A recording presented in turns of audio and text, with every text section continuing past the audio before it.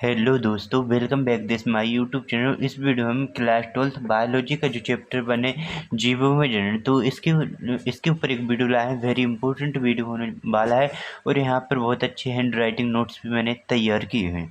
तो इसमें हम पहले जानेंगे जीवन अवधि किसे कहते हैं, इसके बाद जनन और इसके बाद लैंगिक जनन किसे कहते हैं और यहाँ पर अलैंगिक जनन। इसके बाद एक वेरी इंपॉर्टेंट क्वेश्चन है जो कि यहाँ पर लैंगिक जनन और अलैंगिक जनन में अंतर देखेंगे और फिर इसके बाद अलैंगिक जनन के जितने भी प्रकार हैं इन प्रकारों को देखेंगे। तो आप लोग वीडियो के एंड तक बने रहें और आप भी अपने यहाँ पर अच्छी तरह से हैंड राइटिंग नोट्स तैयार कर लें। तो आइए हम वीडियो को स्टार्ट करते हैं और देखते हैं क्या होते हैं। तो यहाँ पर फर्स्ट टॉपिक है हमारा जीवन अवधि। तो इसके ऊपर बात करते हैं। जीवन अवधि की यहाँ पर हमने परिभाषा लिखी है, किसी जीव, ठीक है, किसी जीव का उसके जन्म से लेकर प्राकृतिक मृत्यु की अवधि को जीव की, ठीक है, जो जीव है जीव की जीवन काल या फिर जीवन अवधि कहते हैं। तो यहाँ पर जो की पॉइंट है यहाँ पर आप देख सकते हैं, हाईलाइट करता हूँ मैं, प्राकृतिक मृत्यु। तो आपको एक पॉइंट इसमें जरूर लिखना है। एक होती है प्राकृतिक मृत्यु और एक होती है बिना प्राकृतिक मृत्यु। जैसे कि प्राकृतिक मृत्यु इसे कहते हैं जो कि सामान्यता होती है, जैसे कि मनुष्य की जो यहाँ पर प्राकृतिक मृत्यु होती है वो यहाँ पर, या फिर जीवन अवधि अपन जीवन काल गए तो उसका यहाँ पर 70 से 80 वर्ष होता है। तो यहाँ पर कोई मनुष्य है तो मनुष्य के यहाँ पर जो जीवन काल होता है 70 से 80 वर्ष होता है। तो इसे कहते हैं प्राकृतिक मृत्यु। ना कि यदि कोई व्यक्ति उसका यहाँ पर 15 साल या फिर 25 साल में किसी दुर्घटनावश यहाँ पर मृत्यु हो जाती है तो इसे इसमें शामिल नहीं करते। फिर इसके बाद देखो यहाँ पर कुछ जीवन अवधि लिखी हुई है, जैसे मनुष्य का 70 से 80 वर्ष। इसके बाद यहाँ पर है तोता की यहाँ पर 140 वर्ष है और यहाँ पर कछुआ, तो कछुआ की यहाँ पर 15 वर्ष है। फिर इसके बाद नेक्स्ट टॉपिक है हमारा जनन, ठीक है।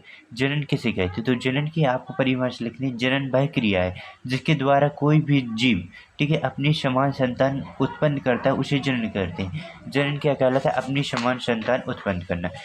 जैसे कि मनुष्य, तो मनुष्य अपनी समान संतान उत्पन्न करेगा, ठीक है। जो मनुष्य वो अपनी यहाँ पर समान संतान उत्पन्न करेगा। तोता है तो यहाँ पर तोता अपने ही समान संतान उत्पन्न करेगा जो कि उसी के समान देखने में होगी।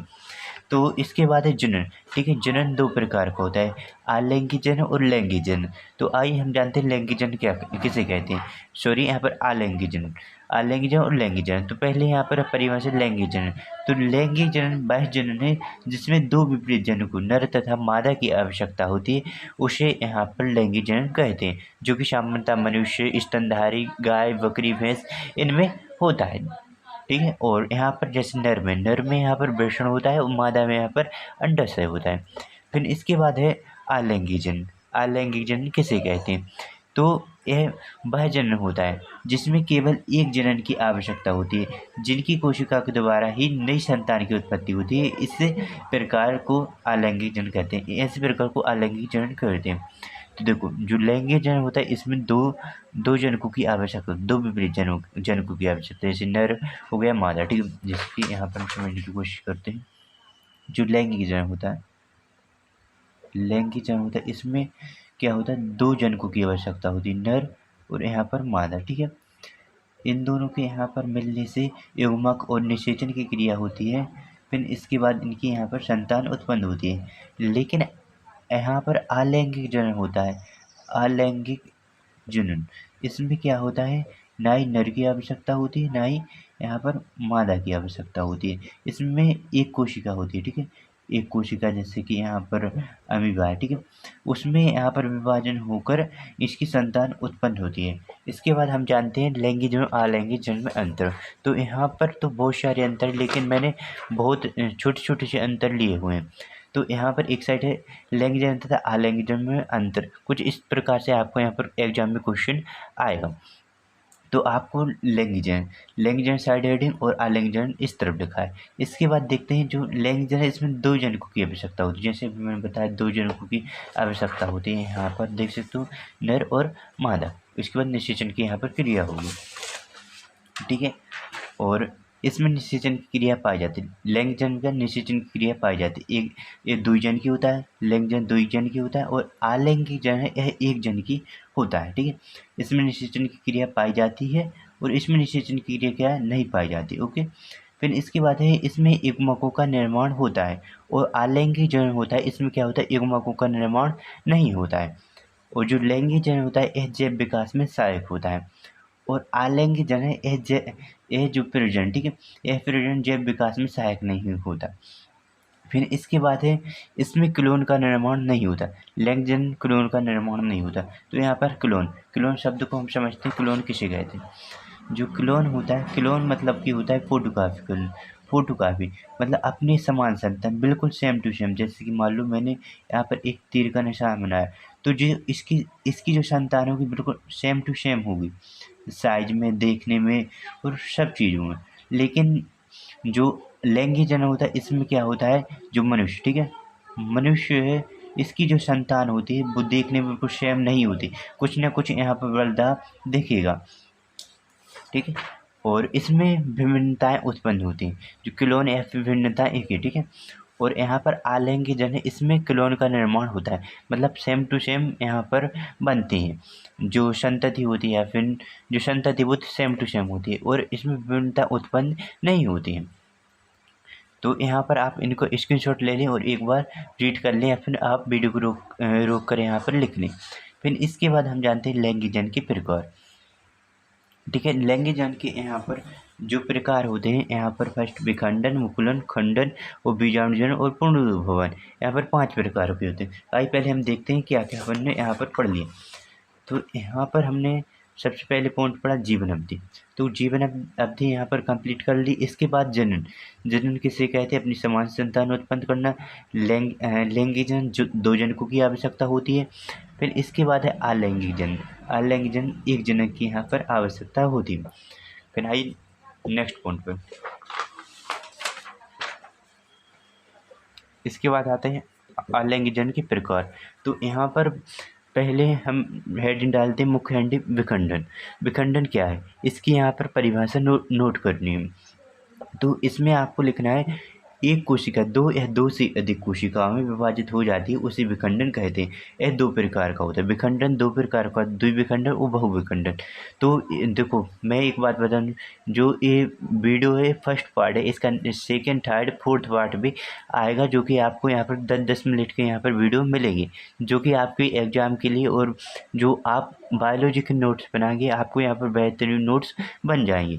तो विखंडन की परिभाषा पर आते हैं। तो विखंडन क्या कहलाता है, 2 या 2 से अधिक कोशिकाओं में विभाजित हो जाती है, उसे विखंडन कहते हैं। एक कोशिका जो है, एक मुख्य कोशिका 2 कोशिकाओं में विभाजित होती है, उसे विखंडन कहते हैं। यह भी 2 प्रकार का होता है, एक होता है द्विविखंडन और एक बहुविखंडन। तो द्विविखंडन क्या होता है इसे समझते हैं।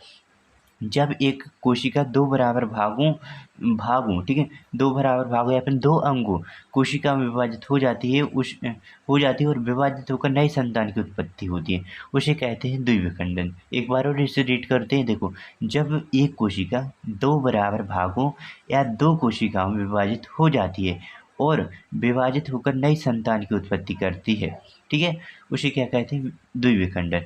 जैसे कि यहाँ पर अमीबा, ठीक है, अमीबा है एक कोशिका है। यहाँ पर जो इसका केंद्र होता है थोड़ा थोड़ा यहाँ पर विकसित होते चलता है, और यहाँ पर ये जैसे ही विकसित हो जाता है, ये जो कोशिका होती है बीच से यहाँ पर कट जाती है, और यहाँ पर 2 संतति की उत्पत्ति होती है। जैसे कि एक संतति ए हो गई और एक संतति ए हो गई, और जो ए संतति होती है ये अपने जो कि जनक, ठीक है, जनक के बिल्कुल समान होती है, ठीक है, जनक के बिल्कुल समान होती है, जो ये संतति उत्पन्न होती है। फिर इसके बाद हम देखो यहाँ पर द्विखंडन हो गया। इसके बाद हम बहुखंडन को समझेंगे। तो यहाँ पर जो नेक्स्ट है अपन का बहुखंडन, तो आइए इसको देखते हैं,